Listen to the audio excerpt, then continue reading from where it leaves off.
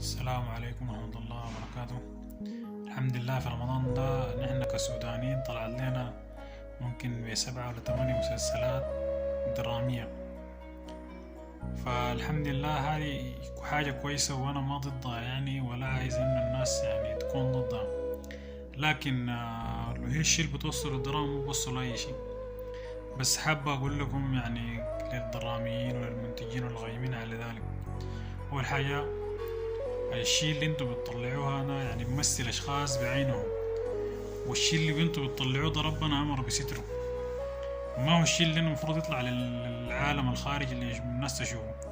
الشي اللي انتوا بتطلعوه ده نحن حنعيرونا بيه كشعب. يعني ان انت شوف الدراما او الاعلام المصري عمل في المصريين شنو، يعني 120 مليون كل الناس أخذت عنها صورة سيئة، في حين انه والله الشي ده ممكن يكون جزء قليل من المصريين، ما كل المصريين بنفس بالتمثيل والكلام.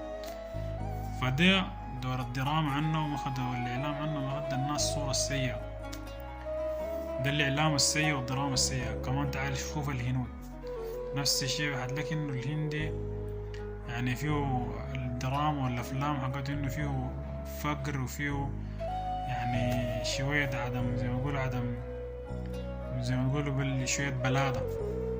في حين انه الشعب الهندي غير، ناس 1,400,000 انسان. شوف الناس من انه الناس وصلوا طلعوا القمر، انه في ناس وناس علماء.